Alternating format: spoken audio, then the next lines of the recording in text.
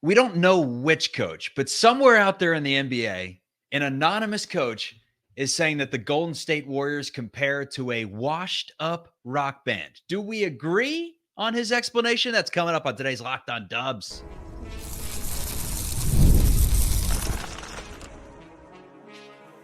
You are Locked On Warriors, your daily Golden State Warriors podcast. Part of the Locked On Podcast Network, your team every day. Hey, hello. How are you? Hope you're having a great day wherever you're listening and whenever you're listening to Locked On Warriors. We appreciate it for making it your first listen of every day. We are free and available wherever you get your audio podcast. You could also stream us on YouTube. Subscribe. Give us the thumbs up while you are there. My name is Charlie Walter. Today's episode is brought to you by Gametime. Download the Gametime app, create an account, and use code LOCKEDONNBA for $20 off your first purchase. My credentials, I told you, name's Charlie Walter, formerly at 95.7 The Game, covered the Warriors championship run in 21-22 for CBS News, Bay Area. One of my colleagues at 95.7 The Game was Matt Kolsky. We did a Warriors post-game together, myself behind the ones and twos, and Kolsky driving the ship. Today, and for the past couple of episodes, he's been on the other side of things, taking the questions from me as the guy in the two chair. I lead the way, Kolsky. I have the keys to the kingdom. What am I going to do with this show? Here's what I'm going to do with this show. We're going to talk about this report that came out that compares the Golden State Warriors to a washed up rock band. So let's get right into it, Kolsky, with no further ado. This is the first line. Steph Curry and the Warriors still believe they can produce chart-topping records, but one anonymous NBA coach wonders if the Golden State rock and roll band is past its prime. Quote, I was thinking about this the other day. They're like one of these rock and roll bands that's still touring. They've still got their lead singer, and he can crank it out at a high level, but it's not the same band as before, and they haven't had a hit record in a few years. That championship they won against Boston, that's now looking like a Lifetime Achievement Award. They had the experience and professionalism, and Boston just wasn't ready to deal with it yet. I open the floor. Your response to everything you just heard. Oh, I have so many thoughts. Okay, let's start with the last part. This is a coach? This is an anonymous coach. Okay. Now, they could be an assistant. They could be, in film, scouting. I don't know. I'll say this. I assure you that anonymous coach, whoever they are, would never refer to a championship they had won as a Lifetime Achievement Award, and I don't even know what that means because you have to win the games to win the championship. They won the games that year, not in previous years. Yeah, experience helped, but they won. So it was a pleasant surprise. That doesn't make it some sort of... People are inevitably hypocritical and usually stupid when they try to discredit championships. Next part. Who popped in your head from a rock band perspective when you first read that? Because I think I know. I think everybody, most people, the same band popped in their head. Who were you thinking? Because originally, before I read deeply and saw that they said they still had the lead singer, I was like, oh, well, Black Sabbath had the Tony Martin stint before they went Ozzy, and maybe the Warriors just need to find their Ozzy. And then I thought, or, Dead and Company, like you throw John Mayer into the mix. They were great. Some would say not the same, but they were still great. And then when he says not lead singer, those two kind of, or lead singer, those two go out the window. But who are you thinking? I think I have a hint. It's the Rolling Stones, right? I mean, that's who he's talking about. He's talking about the Rolling Stones. They're not the same. They're a different band. They're extremely old for what they do. And guess what?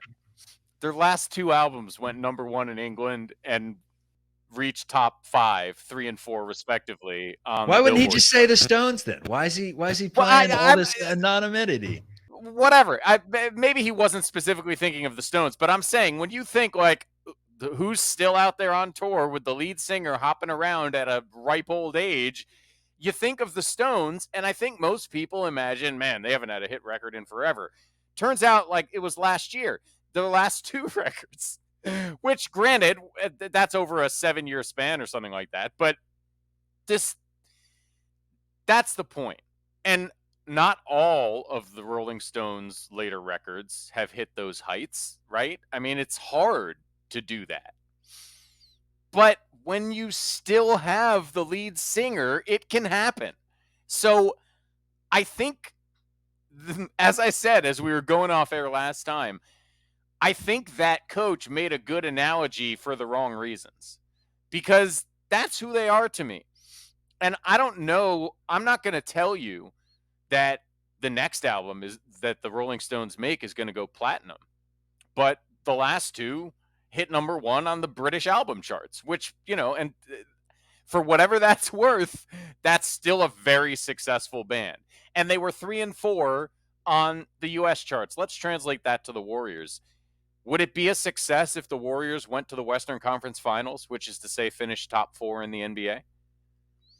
I think you'd feel pretty damn good about that, right? That's worth doing. That's not wasting Steph Curry's especially with youth on your side, where you have players that are just about to hit their popping window. We talked about it. They're ready to pop. Are the Warriors likely to win a title in the next 2 years? No, they are not. And I don't think there's anybody particularly reasonable who's going to disagree with that, right? Who's not involved with the franchise. But is that still a reasonable goal for them to set? And is it still something that's within the set of possibilities that I can imagine? Very much so. And I think when we look at the NBA most years, we go into most seasons with a short list of 3 or 4 teams. I mean, some seasons it's really one team, and this might be one of those years. But usually it's 3 or 4 teams on a short list that we think are the best bets to win a title, that have a legitimate chance, and we call them the title contenders for good reason. But there's always another 4 or 5 that if things break or bounce the right way, they could pull it off. And as long as Steph Curry is healthy and performing at the level he has recently performed at, it's going to be hard to keep the Warriors out of that bigger group of like puncher's chance at it if things break right.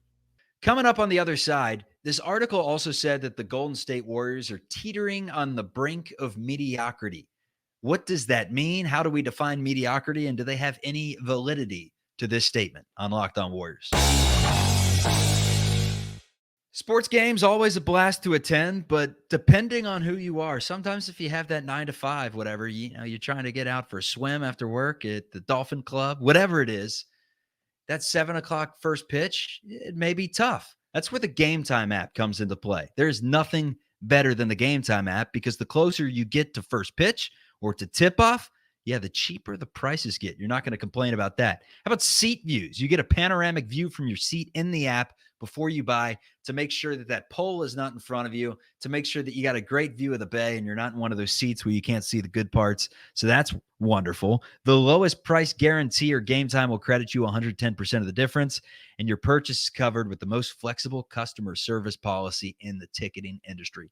Make it easy. Download the Gametime app, create an account, use code LOCKEDONNBA, and you will get $20 off your first purchase. Terms apply. Again, create an account and redeem code LOCKEDONNBA for $20 off. What I find a little remarkable, quite frankly, is in the article, and I don't think this is from the anonymous coach. I think whoever wrote the article put this in there. Golden State, still a marquee attraction for the NBA because of Curry, but the franchise is teetering on the edge of mediocrity. I mean, yes, they had, I guess, what you would call a mediocre season last year, although you throw Draymond Green into the mix when he was not out of the fold and you had a fully healthy squad, the team looks a little bit better and looks, right around above mediocre. But the year prior, that was not a mediocre Warriors team, right? Like, that was a top 5 team in the West that, made it to the second round of the playoffs. Like, the word mediocre to me is just used wrong. At the end of the day, the Warriors have a shooting guard that was all rookie team. That's a nice piece to the future. They have a tantalizing talent in Jonathan Kuminga that at the very least is still a good basketball player. No improvements made from last season. He is still a good basketball player. You have now mid-level players that are solid and have the ability to, like a DeAnthony Melton, really rectify things after some injuries last year. Kyle Anderson, a role player that knows how to fit his role. Buddy Hield, an elite shooter. Like, they're not the – who am I going with right now? They're not the Utah Jazz. Right. Teetering on the edge of mediocre feels somewhat fair to me, just because even extending your guys to where you have, Draymond and Steph for the foreseeable future for 3 years. You have Wiggins in that mix too, and I know he wasn't the same player last season, but just Draymond and Steph right there. I find it hard to believe that those two guys with, an owner and a coach that are Hall of Fame at what they do. I guess the question is, what's mediocre? I mean, mediocre to me is exactly what it sounds like, 500, which the Warriors have not been. Correct me if I'm wrong, So they've already been above mediocre, and they think they have a better team. Yes. So I would agree with everything you're saying. But I would also say that the road is tough. And if things break wrong, this is such an obnoxious thing to say, but the answer to the question depends on how you define teetering and how you define mediocre. Because if 10th, you could finish 10th in this conference and still be over 500. Is that mediocre? You're going to the play-in game, not a great situation in the play-in game, right? But I think it's the franchise, though. To cut you off, I think that it's the word franchise. It's not this current team is teetering on the edge of mediocrity. It's like the franchise is teetering on the edge of mediocrity. And I just find that hard to believe when you have Hall of Famers that they've clearly stated that. I think that's I know Lacob hasn't talked about windows, right? He refuses to mention the word windows, but there clearly is a buying motive right now for the Golden State Warriors. They have assets to go buy. Like, obviously, they're in a weird position right now where it's, what are they going to do that's going to make the team better, that makes sense giving up all these resources? That's it.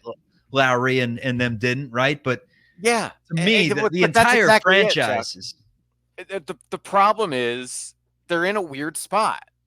So, like, you are 100% correct that this still feels to me like a franchise you can believe in going forward. Like at every turn, they will do their level best.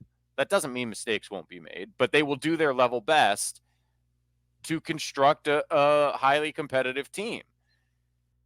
As Steph Curry and Draymond Green age, that becomes more and more difficult because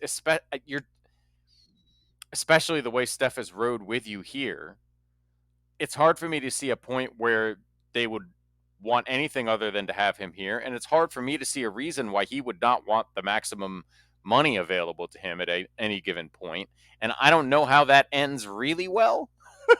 Who knows? Maybe Steph retires at 37 still playing at an incredibly high level. I wouldn't put that out of the range of possibilities. Or I guess it'd be older than that now. What is he now? 36? He'd be 39. Yeah, he's 36. Yeah, so maybe this last year he just added on is the last year, and maybe he can play at a pretty good level to 39. But that's wishful thinking, right? I mean, on the other hand, LeBron has done it. Like, I don't know what to think about the age of specifically those two guys. Not NBA players in general anymore, because I don't see anyone else like that. But with Steph and LeBron, it's almost as if the basketball gods just said, we're going to have to enjoy this for a little longer. And it's all about, I mean, I know it's the easy thing to say, but it's all about health, right? At that age, I've talked about this on a few episodes, like your body as you get older, it just starts to fight you, right? Father time just starts to you have no idea, Chuck. And things that, no, here's the thing is, Kolsky, and I'll give this little sneak peek into my life for all the for the audience out there. I was like growing up, the P90X workouts and like the DVDs and that sort of thing. I got into them, and because I did that, and it was such like a structure where you're doing that for 90 days, like still to this day, I know what I was able to do then, right? In college, because I wrote down in my little journal the amount of reps I could do and how long I could last for certain things. This was me in college, Yeah. And let's just put it this way. I like to think I had a good time in college. I could do these workouts. I try them now. I'm halfway through. I'm like, I'm going to go get a panini. I don't, the lifestyle is much better now than it was then. You think I was getting 8 hours of sleep in Athens, Ohio? Hell no, I was not. But I mean, that's just life, man. Like the body fights you, and his ability to continue to pretty much stay healthy for the most part over the years, and to physically and just to have the stamina that he still has at this point. Like, that's what makes me believe if he can stay healthy. Like, I don't think Father Time's going to punch him as quickly as it does some other people. Because a lot of times those other people, we're talking Klay Thompson, we're talking Kevin Durant, we're talking other players that Father Time may get to them before 40. And there's always injuries involved, right? And Steph had the bunch early, but outside of, 2020, how many injuries were we talking? Like, serious injuries. I know there was the one before the playoffs, but just gonna knock on some wood here to be extra safe. But yeah, but yeah, that's obviously part of it. The point is, right, and I think this is true with the Rock Band too. As long as you still have the guy, and in the case of the Stones, it's probably the two guys, right? I don't know if that band works without either of the two guys. But for the Warriors, all due respect to Draymond, as long as you still have Steph, and I love Draymond, but Steph is it, Draymond is a perfect fit and a Hall of Famer next to him. That's great. As long as Steph is still this guy, they're going to be in the mix to a degree, at least in the mix to be better than mediocre. And I think you make a good point that, like, they're in a weird spot. They kind of got to pay Steph, and as a result, almost have to pay Draymond. But right now they're lined up contractually, right, for the next 3 years, I think it is. You don't have a lot of choices but to fill in around those guys as best you can. And right now, the best they can do is the young guys they have a lot of belief in, and then veterans around the margins that they believe are good stylistic and philosophical fits for the team. I don't think there's always a lot of buzz in the Warrior fan community about what the front office is doing wrong because they're not winning championships every year that Steph Curry plays. And while I understand that sentiment, I don't think in this case, this offseason, there was much else they could have done. I think they were in on everything they could be in on. I think they made the offers that were reasonable to try to get it done. I don't believe they had much of a shot in either case. In the Paul George case, I think it's pretty clear the Clippers specifically were not going to make a deal with the Warriors. In the Utah case, I'm just not sure Danny Ainge ever wanted to make a deal at all. And certainly Lauri Markkanen signing so that he could not be traded makes it clear that he wasn't super interested in leaving Utah. So that means their options were find veterans at a good value who you believe can help. And I think they did that. I don't know how far that gets them, but they remain capable of getting in the mix on any bigger name that might become available. And I think they've got enough to make it interesting every single night as it stands. Coming up on the other side, we're talking about the Golden State Warriors being doubted. It seems pretty clear right now that not many folks are picking them to win the NBA championship. That gives Steph Curry a massive chip. Why I'm comparing this to 21, 22, those details coming up. Passion, drive, and patience. It's the formula for winning championships and is also what keeps your ride or die alive. eBay Motors has everything you need to maintain your vehicle and level it up to peak performance. Superchargers, roof racks, exhaust kits, LED headlights, and more. Whether you're into speed, power, or style, eBay Motors has you covered. With over 122 million parts for your number one ride or die, you'll always find exactly what you're looking for. And with eBay Guaranteed Fit, your part is guaranteed to fit your ride every time or your money back. Because with eBay Motors, you're burning rubber, not cash. With all the parts you need at the prices you want, it's easy to make your car the MVP and bring home huge wins. Keep your ride or die alive at ebaymotors.com. Eligible items only. Exclusions do apply. eBay Guaranteed Fit is only available to U.S. customers. What was the article we had the other day? The line, they got some dry powder. Warriors have some dry powder, folks, Dry that they can powder. use. Yeah. Dry powder, man. It's And dangerous. that's draft picks as much as anything, right? You never know what people will think of your young players. They have enough that most teams who would be trading with you probably like one or two of them, but they're draft picks because of everything we've just said about Steph Curry and the weird spot they're in and what usually happens at the end of dynastic runs like this. Their future draft picks are pretty valuable right now. Oh, yeah, no doubt.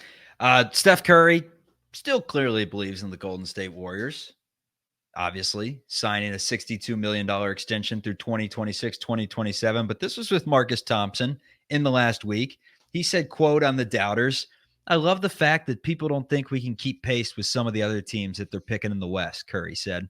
I just love the challenge of stepping into training camp and being able to create your own success. That gets me going. And obviously, coming off this Olympic experience, I'm trying to channel that energy all year. Remember 21-22. Steph Curry obviously wins his first finals MVP and says that this championship is extra special. I think it may mean more than all the rest. I still think even with the Olympic gold, like that may be the one championship of his career that he always points to. And he's like, that one was special because of the doubters, right? Doubters throughout the year, even when they were 18-2, doubters that Clay would never come back and be the same. Doubters that the big three was done. When Durant left, it was all done. They needed Kevin Durant. You know, all the doubters that came into this. Steph Curry's never going to win a finals MVP. And they shut him up. And he clearly loved that. And that's kind of on a final chapter of Steph Curry. Like, this is probably it. The final 3 seasons. This is probably the final chapter in what's an incredible tale. You know what would cap it off? You know, it would be quite the climax is if he went out again and did exactly what he said to the doubters. You know, no one thinks we're going to be good. He's going to come in an interview. We got Matt Kolsky on Locked On Warriors saying they may be 10th in the West. They may be 10th in the West. They're looming on the brink of mediocrity. So depends which week you listen, though, because last week I was saying they might be 5th or 6th. So look, every superstar athlete loves doubters. And I think that's largely because, you know, they don't have that many of them, relatively speaking. They're loud often. But, you know, you reach a level, I think you need to kind of come up with things to fuel you. I personally, I like to operate with the full faith and confidence of everyone around me. But professional athletes always seem to love a doubter. And, man, I've watched this guy's whole career. I've watched almost every single basketball game Steph Curry has played as a professional. And I am not a doubter. I am not going to put anything past him. And that's why even when I say they could finish 10th in the West, that wouldn't shock me. It's a very good Western Conference. I also say I don't expect that. And I also say it's not insane to imagine a scenario, however unlikely, where they somehow manage to do this thing again. Stuff happens. It just does. And when Steph Curry is around, often winning happens. So who knows? But any given series, I wouldn't put it past that guy to win it by himself. He loves stepping into that challenge, man. Leave the comments if you're watching on YouTube on who you think the anonymous coach was. Let's get the chatter going. I'll set some lines. Do we know it's somebody who's currently employed? That's a good question. Like, did it say a current, you know? It just says the coach. So just an anonymous coach. And we don't even know which level. No, it does say anonymous NBA coach. So it's not, you know, Mike Krzyzewski. Yeah. I mean, God, I just can't. Obviously, it's anonymous. It has to be an assistant, right? I can't think of a head coach, but either way, it's an interesting comparison. And I do think it's a good way to capture what a lot of people are thinking about this Warriors team, which is, sure, Steph's still great, but who's there with him? And when people say that, the answers they're looking for are not DeAnthony Melton and Kyle Anderson, no matter how much you love those guys, right? Yeah. The question is, who's next? And right now it's Jonathan Kuminga, and I don't know if that's good enough. And the other question is, there are a lot of them.